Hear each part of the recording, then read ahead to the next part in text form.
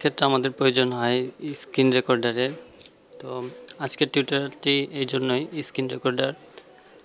তো স্ক্রিন রেকর্ডারের জন্য যে সফটওয়্যারটি প্রয়োজন সেটি হলো ক্যামটাশিয়া স্টুডিও। চলুন দেখি কিভাবে কাজ করে। তো ক্যামটাশিয়া স্টুডিও যখন চালু করা হবে তখন এরকম একটি চার্ট আসবে। একটা দেখা যাবে যে রেকর্ড দ্য স্ক্রিন, আরেকটা হলো আমরা যদি এডিট করতে চাই কোনো ভিডিও এটা থেকে করতে পারি, অথবা এটা ক্লোজ করে দিয়ে উপরে রেকর্ড দ্য স্ক্রিন এখান থেকে করতে পারি। রেকর্ড দ্য স্ক্রিনে ক্লিক করার পরে ডেস্কটপের ডান পাশের নিচে এরকম একটি চার্ট আসবে। এখানে যে আমরা দেখতে পাচ্ছি সিলেক্ট এরিয়া, এখানে একটা আছে ফুল স্ক্রিন, এটাতে ক্লিক করলে ফুল স্ক্রিন হবে। আরেকটা আছে কাস্টম, এই কাস্টমে বিভিন্ন রকম সাইজ আছে, আমরা ইচ্ছা মতন সাইজ দিতে পারবো, মন মতন ছোটো বড়ো করতে পারবো।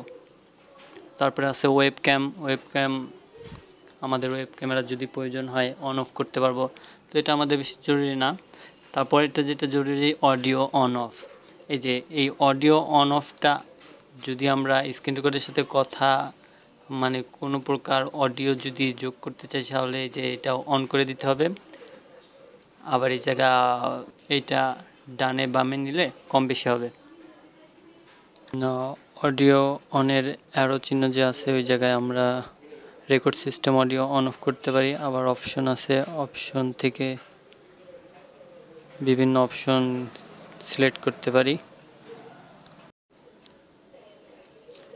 এখন সবশেষে আমাদের যে কাজটি, এই যে লাল বৃত্ত দেখতেছি আর ইসি অর্থাৎ রেকর্ড, এই জায়গায় যদি আমরা ক্লিক করি তাহলে রেকর্ড শুরু হবে। কিন্তু এতে আমাদের আবার মাঝখানে যে দেখুন এরকম চার্ট আসবে। তো আমরা যদি F9 টিপি তাহলে পুশ অবস্থায় থাকবে। আবার যদি F10 বাটনটি ক্লিক করি কিবোর্ডের তাহলে ভিডিওটি এই যে দেখুন এরকম অবস্থায় আসবে, অর্থাৎ ভিডিওটি শেষ হয়ে যাবে।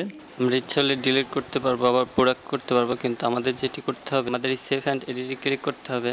তারপরে এরকম একটি পেজ আসবে, যে জায়গায় সুবিধা হয় আমরা সেই জায়গায় সেভ করে নেব নিজের মতো করে। পরবর্তী টিউটোরিয়ালে দেখাবো কিভাবে ভিডিও এডিট করতে হয়। আজ এই পর্যন্তই, ভালো থাকবেন, সাবস্ক্রাইব করবেন, ভালো লাগলে লাইক দিবেন।